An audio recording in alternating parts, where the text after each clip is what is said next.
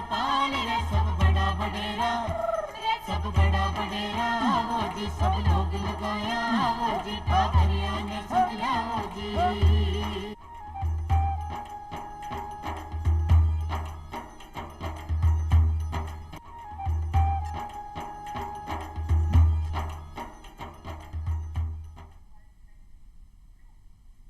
चौपाल रेग वाला सबला भाया और बहना न राम राम।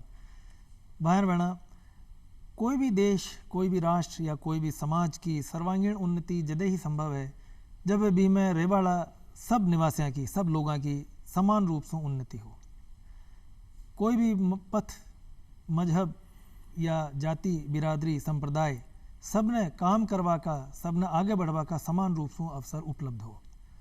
माननीय प्रधानमंत्री जी की जो काम करवा की शैली है, वहाँ को जो काम करवा को अंदाज है, उनकी मूल भावना में भी आई है कि सबका साथ और सबका विकास। सबका साथ सबका विकास केवल एक नारा कौन है, सुशासन की आत्मा है। और सुनवा में तो पढ़वा में यह भी आ रही है कि वो जो स्लोगन है, इन्हें संयुक्त राष्ट्र संघ आपका लक्ष्य में शामिल करवा की सोच रहे हैं। तो वो जो महत्वपूर्ण विषय है, महत्वपूर्ण चर्चा है, इन लेर आज अपना कार्यक्रम में श्री सुभाष जी पूनिया साहब ने मैं आमंत्रित करें। वहाँ आप विधायक हैं सूरजगढ़ से अपने बीच में। राम राम साहब पूनिया साहब। राम राम साहब। पूनिया साहब, आपको चौपाल कार्यक्रम में घणो घणो स्वागत है और सबका साथ सबका विकास पर आप चर्चा ई कार्यक्रम में कराना। तो सबसे पहले तो माँ का भाई बहना ने, दर्शका ने यही बताओ कि भाई सबका साथ और सबका विकास को मतलब कई है और माननीय प्रधानमंत्री जी के मन में कई विचार हा जो सबका साथ सबका विकास की थीम पर काम करवा चालू करियो। गोविंद जी, आपका बहुत बहुत धन्यवाद। आपने बहुत ही अच्छा प्रश्न किया है। सबका साथ सबका विकास 2014 में हमारे यशस्वी प्रधानमंत्री नरेंद्र भाई मोदी जी ने जो ही सत्ता संभाली, तब उन्होंने गरीब को गणेश मानकर किस तरह से अंतिम व्यक्ति तक सरकारी योजनाओं का लाभ पहुँचे, उसी थीम के ऊपर उन्होंने काम किया। और अब्राहम लिंकन के अनुसार जनता का जनता के लिए जनता द्वारा जो शासन चलाया जाता है, उसी के अनुरूप चलकर इस देश के 125 करोड़ देशवासियों को अंतिम व्यक्ति तक लाभ पहुंचाने का काम किया है। मैं सैल्यूट करता हूं इन 8 सालों में हमारे प्रधानमंत्री नरेंद्र जी मोदी, जिन्होंने 8 साल में एक दिन की भी छुट्टी नहीं लेकर, और अभी जापान का दौरा आपने देखा है जी कि कितनी मीटिंगें, 12 घंटा में 11 मीटिंग 11 मीटिंगें। मैं मानता हूं, मैं किसी के ऊपर आरोप नहीं लगाऊंगा क्योंकि ये देश का सवाल है, लेकिन ऐसे प्रधानमंत्री इस देश को मिले हैं, मैं सैल्यूट करता हूं उनको। और उन्होंने वास्तव में जनता का विश्वास भी कायम किया है। 2014 में जब उन्होंने सत्ता संभाली और 2019 में जब उन्होंने दोबारा सत्ता संभाली, तो इस राष्ट्र की जनता ने उनके ऊपर विश्वास कायम किया। इसलिए सबका साथ सबका विकास और सबका प्रयास जी इसी के ऊपर काम कर रहे हैं। तो मैंने जहाँ तक याद है, माननीय प्रधानमंत्री जी को पहलो जो कार्यक्रम वे हाथ में लियो वो हो स्वच्छ भारत अभियान, स्वच्छ भारत मिशन। वो इस स्वच्छ भारत मिशन के पीछे कई मूल भावना ही और आज ये मिशन की कई स्थिति है।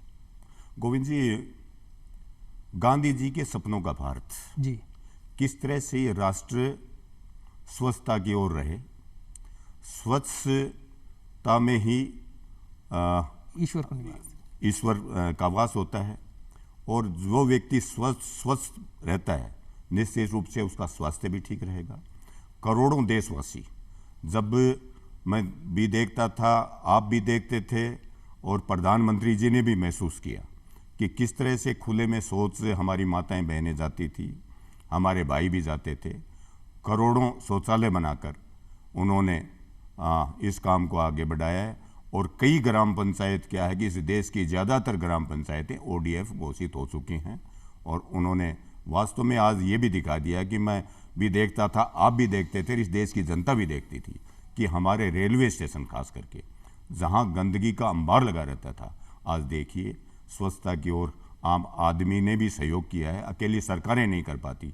इसलिए मैं मानता हूं कि मोदी जी की जो अपील हुई, मोदी जी ने काम भी किया है, उसके ऊपर जनता ने भी खुद को अपने आप में बाहर सोच नहीं जाना, खुले में लघु शंका नहीं करना, निश्चित रूप से जनता ने भी साथ दिया है और मोदी जी ने जो गांधी जी के सपनों का भारत था उसके अनुरूप ही ये काम किया। आप बहुत बढ़िया बात कही ते पूनिया साहब के जो माननीय प्रधानमंत्री की जो अपील ही कि भाई स्वच्छ खुला में शौच न करना है, अठे बैठा कचरो न फेंकना है, तो जनता ने भी इन्हें स्वीकार करियो और जनता भी ने मानी।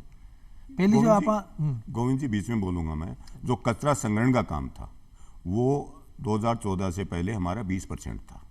आज घर घर कचरा संग्रहण का काम 76% तक हम पहुंच चुके हैं। मैं मानता हूं जनता ने भी उस अपील को स्वीकार किया है और इस देश का निश्चित रूप से कायाकल्प होगा।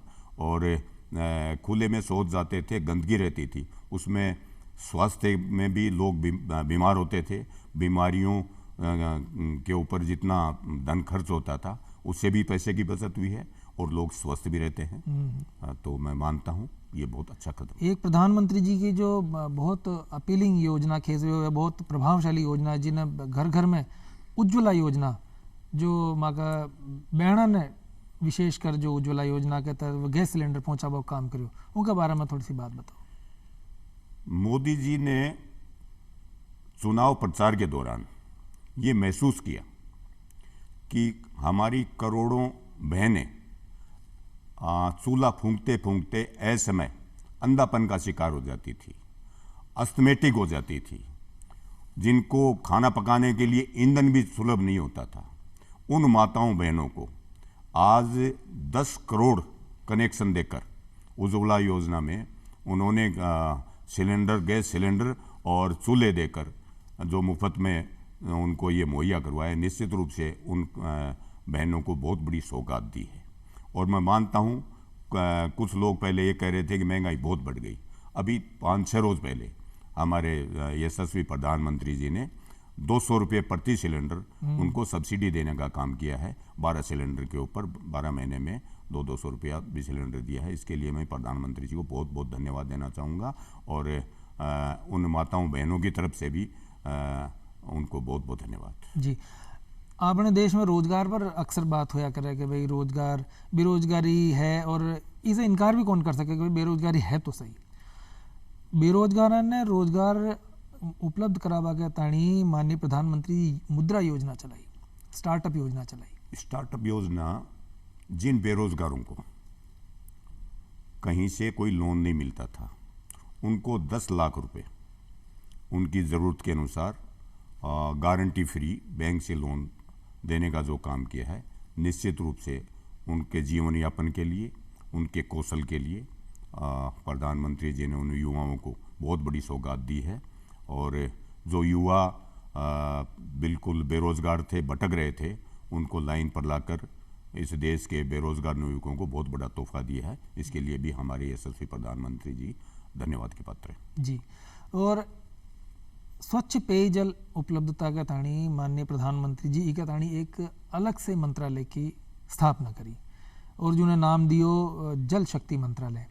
तो अबार की बात है, दूसरों जो कार्यकाल मोदी जी को चाल रहे ये की बात है।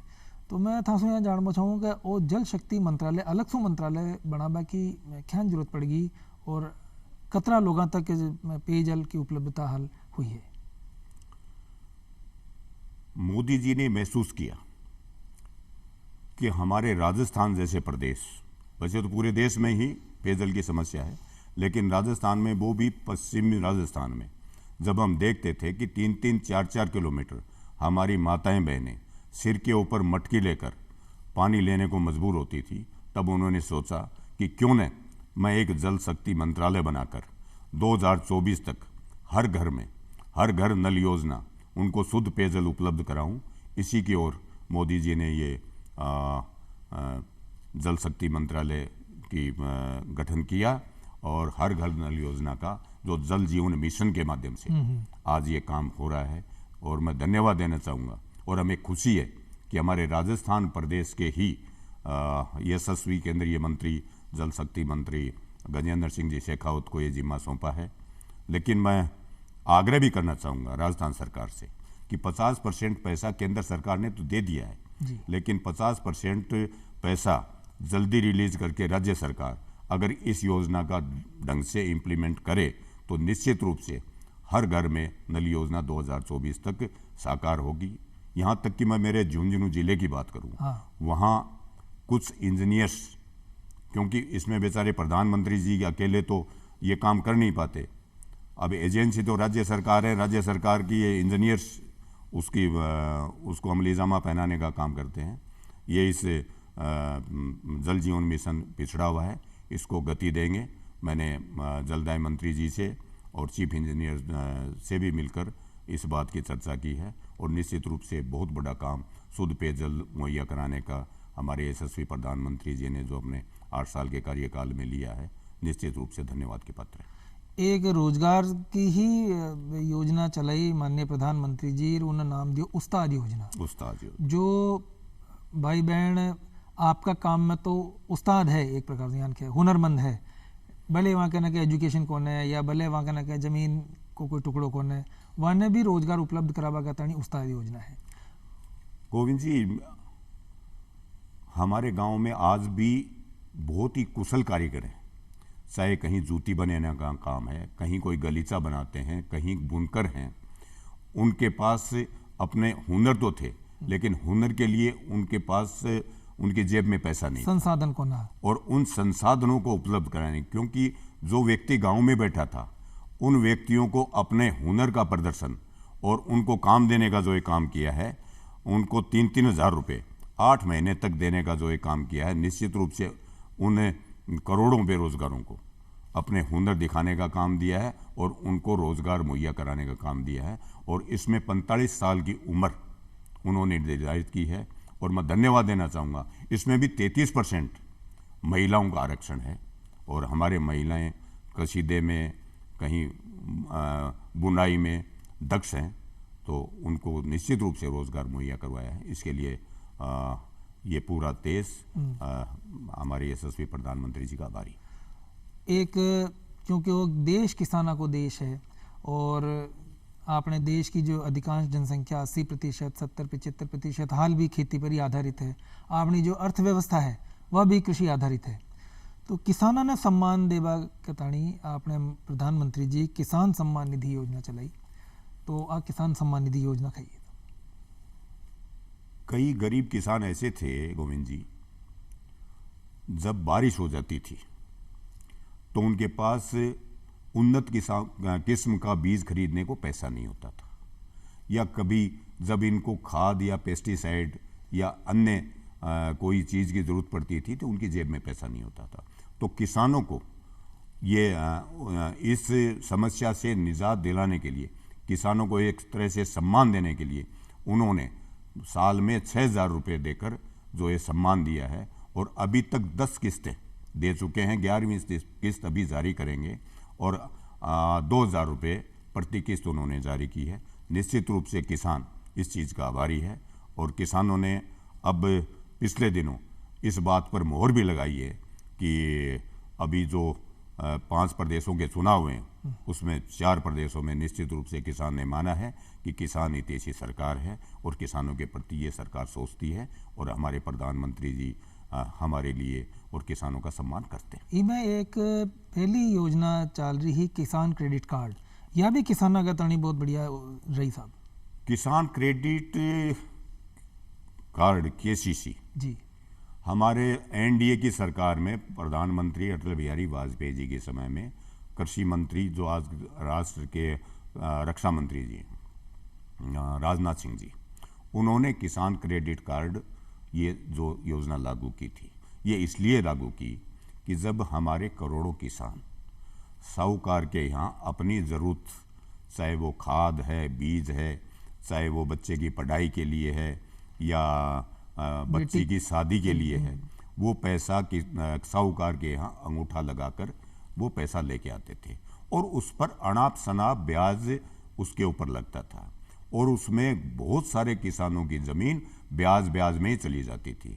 तो हमारे यशस्वी प्रधानमंत्री जी उस समय के, और उन्होंने किसान क्रेडिट कार्ड इसलिए जारी किया कि मैं उन गरीब किसानों की किस तरह से ज़मीन बचाने का काम करूं, किस तरह से उनको इस साहूकार के चंगुल से मुक्ति दिलाऊं। तो उन्होंने बैंकों से बात करके और बहुत ही सस्ते दर पर लोन दिलाने का काम किया है। आज किसान अपनी ज़रूरत के अनुसार किसी भी बैंक से, किसी भी राष्ट्रीयकृत बैंक से या कोई भी जैसे शेखावाटी ग्रामीण बैंक हैं, लोकल बैंक हैं, उनसे अपनी ज़मीन के बदले ये किसान क्रेडिट कार्ड लेकर और अपनी ज़रूरत के अनुसार बहुत ही कम ब्याज के ऊपर ये पैसा लेकर और अपनी खेती बाड़ी और अपने परिवार को बचाने का काम करता है। और एक तरह जो जन एटीएम कार्ड हुए अशान को भी इन्हें कार्ड मिल जाए, जो कोई भी समस्या है तो सुबह 10 बजे आप बैंक में जा इन्हें दिखार अपनी जरूरत के मुताबिक। इसी क्रम में हमारे यशस्वी प्रधानमंत्री जी इसी क्रम में इस काम को आगे बढ़ाया है, इसके लिए भी धन्यवाद। आपने प्रधानमंत्री जी की एक शैली और है कि वे हर काम में नवाचार जरूर करें। कोई भी काम है तो उन्होंने करवा का जो अंदाज है वो नयापन ले रहे हैं। खेती बाड़ी की बात है, किसाना की बात है, तो मृदा स्वास्थ्य कार्ड ले रहा है। गोविंद जी बहुत बढ़िया बात बताई। पहले तो मैं अपने आप को बहुत ही गौरवान्वित महसूस कर रहा हूँ कि हमारे यशस्वी प्रधानमंत्री जी ने राजस्थान प्रदेश के सूरतगढ़ में सॉइल हेल्थ कार्ड लॉन्च किया था। और वो इसलिए किया था कि किसान की ज़मीन, जिसको अपन मिट्टी बोलते हैं, उस मिट्टी को पेस्टिसाइड अनाप शनाप बिना जानकारी के, भाई कौन सा पेस्टिसाइड डलना चाहिए, कौन सा फर्टिलाइजर डलना चाहिए, या उसमें जिप्सम की ज़रूरत है कि नहीं, उसको डाल के बीमार कर दिया था वो मिट्टी को। उस मिट्टी को स्वस्थ करने के लिए वो एक उस मिट्टी परीक्षण का कार्यक्रम चलाया और उसमें निश्चित रूप से हमारे वैज्ञानिकों ने ये माना कि इसमें कौन सा बीज, कौन सी फसल उपयुक्त रहेगी और इसमें कितने पानी लगेंगे, इसमें जिप्सम डलेगी या जिप्सम नहीं डलेगी तो कौन सा फर्टिलाइजर डलेगा।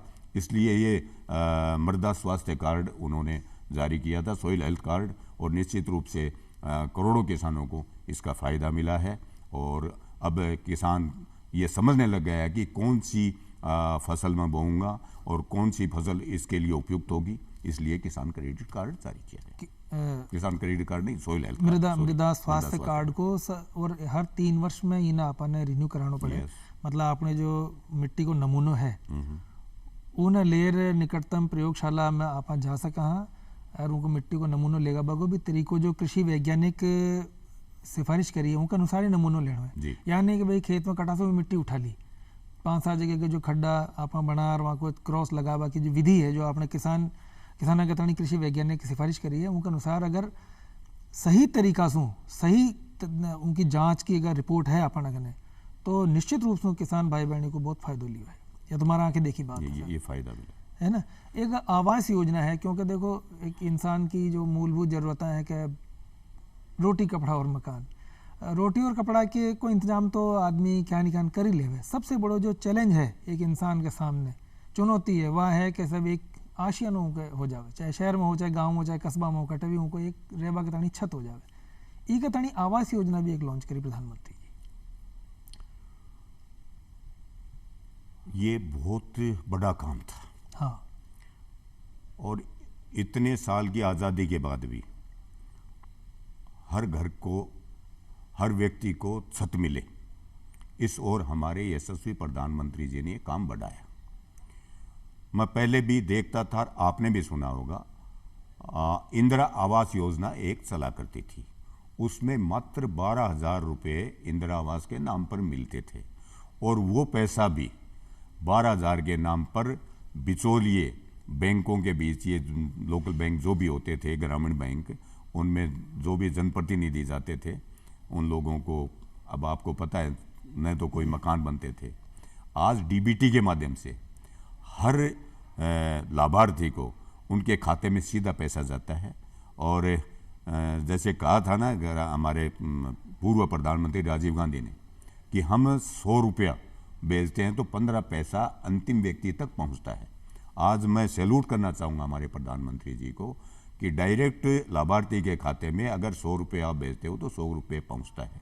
इसी निमित्त आज 1,20,000 रुपये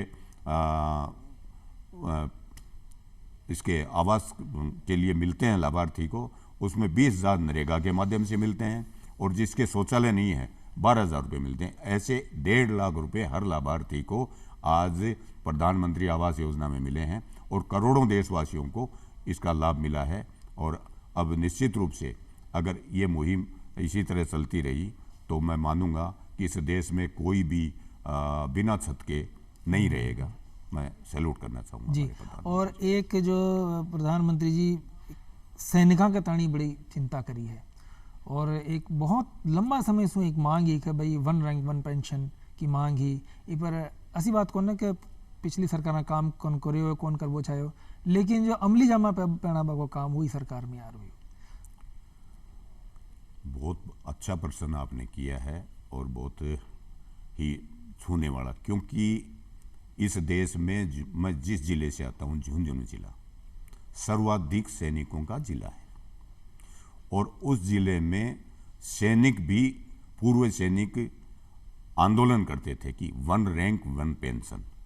इससे मैं मानता हूं कि कई करोड़ों का सरकार के ऊपर भार पड़ा है, लेकिन जो ही मोदी जी ने महसूस किया कि ये हमारे सैनिकों को सम्मान की बात है, सैनिकों की मांग जायज़ है, उन्होंने 1 रैंक 1 पेंशन जो वर्षों वर्षों से लंबित पड़ी थी सैनिकों को देकर ये काम किया है। निश्चित रूप से उन सैनिकों का सम्मान किया है जो हमारे राष्ट्र की सीमाओं, जो गर्मी में, सर्दी में और बारिश में सजग प्रहरी के रूप में रहते हैं। और आज मैं सैल्यूट करना चाहूँगा हमारे प्रधानमंत्री जी को कि हर दिवाली के ऊपर सैनिकों के बीच में जाकर, एक ऐसे प्रधानमंत्री हैं जो सैनिकों के बीच में जाकर दीपावली मनाते हैं, तो इससे बड़ा सैनिकों का और कोई सम्मान नहीं हो सकता। एक जनधन योजना की बहुत चर्चा रिया कर है, थोड़ी सी इके बारे में जानकारी दो। जन धन योजना, इसमें देखो 2 लाख रुपए का तो बीमा कवर होता है और इसमें 10,000 रुपया आप किसी भी बैंक से ओवरड्राफ्ट के रूप में ले सकते हैं। और जन धन योजना में जिन करोड़ों खाते इसलिए खुले हैं कि जो भी सरकारी योजनाएं थी, चाहे कोई अटल पेंशन योजना है, चाहे कोई अन्य योजनाएं जो भी थी, उनका पैसा किस तरह से सीधा खाते में पहुंचे, वो जन धन योजना के तहत आज कई हज़ार करोड़ रुपए आज उन खातों में, मैं मानता हूं कि आज शायद संख्या तो मेरे अभी ध्यान नहीं है, लेकिन 45-46 करोड़ लोग इससे लाभान्वित हुए हैं जन धन योजना के तहत। उनके खाते खुले गए हैं और जो भी सरकारी योजनाएं हैं उनका पैसा सीधा उनके खातों में जा रहा है। और एक बात है आयुष्मान योजना, आयुष्मान भारत के सबका साथ सबका विकास तो जदे ही हो सके जब रेबाड़ा जो मिनक है, रेबाड़ा जो लोग हैं वे स्वस्थ रहे वाला, ये कहता आयुष्मान योजना चाहिए। आयुष्मान भारत जब हमारे देश में कोई भी गरीब आदमी पैसों के अभाव में इलाज नहीं करवा पाता था और ऐसे में ही वो दम तोड़ देता था या वो बेचारा बीमारियों की वजह से विकलांग हो जाता था या अपंग हो जाता था, उनको 5 लाख रुपए तक का फ्री में इलाज करने का जो एक फैसला किया है और जो लोगों को लाभान्वित किया है, निश्चित रूप से दिल से और मन से आज मैं भी नहीं, आम जन प्रधानमंत्री जी को आशीर्वाद दे रहा है। और उसी का परिणाम है कि आज हमारे यशस्वी प्रधानमंत्री जी, उनके करोड़ों देशवासियों की जो दुआ उनको मिली है, उसी के अनुरूप इस 8 वर्ष में एक दिन की भी छुट्टी नहीं लेकर रात दिन इस देश के लिए काम कर रहे हैं। मैं मानता हूं इस देश के लिए और इससे बड़ा कोई काम हो नहीं सकता। और प्रधानमंत्री जी की जो कोरोना प्रबंधन की जो शैली है, कोरोना जो प्रबंधन करो है, 120 करीब 125 करोड़ लोगों तक 2 डोज पहुंचा दी है, अब ये एक बहुत बड़ी उपलब्धि है साहब। गोविंद जी, जब ये महामारी आई, वैश्विक महामारी, तब पूरे विश्व के अग्रणी देश जो अपने आप को विकसित देश मानते थे, वो पूरे विश्व की न केवल अर्थव्यवस्था, पूरा विश्व हिल चुका था और सब घरों में बंद हो गए थे। उस समय हमारे यशस्वी प्रधानमंत्री जी ने कोई व्यक्ति भूखा नहीं सोए, पहले तो अनाज की व्यवस्था की, दूसरा 125 करोड़ लोगों को 2 बार वैक्सीनेट करके इतना बड़ा जो लाभ पहुंचाया है, हमने तो नहीं सोचा था। पोलियो की दवाई भी 8-8, 10-10 साल तो प्रयोग करते लग जाते थे, और इतने कम समय में इतने देशवासियों की जान बचाई, न केवल इस देश में बल्कि विदेशों को भी ये टीका उपलब्ध करवा के इस विश्व में एक नया उदाहरण पेश किया है।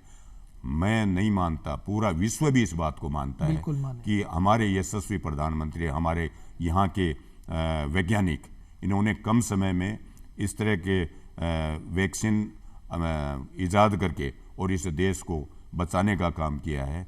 आज प्रधानमंत्री जी की जो आज इच्छा शक्ति है वो निश्चित रूप से आज पूरा विश्व भी ये मान रहा है कि एक ग्लोबल लीडर आज कुछ भी, कोई भी आपदा आ जाए उसका सामना करने में सक्षम है। तो सुभाष जी थे माँ का कार्यक्रम पधारिया और इच्छा तो और ही और बातचीत करता है, लेकिन बखत अपना इजाज़त कौन दे रहे है। बहुत चौखी जानकारी दी, बहुत अच्छी तरह से जानकारी दी, रोचक तरीक़े से जानकारी दी। तंगा घना घना आभार, धन्यवाद। चौपाल रो बखत पूरो हो रही है, ई बखत तो लेनी पड़सी इजाज़त। राम राम।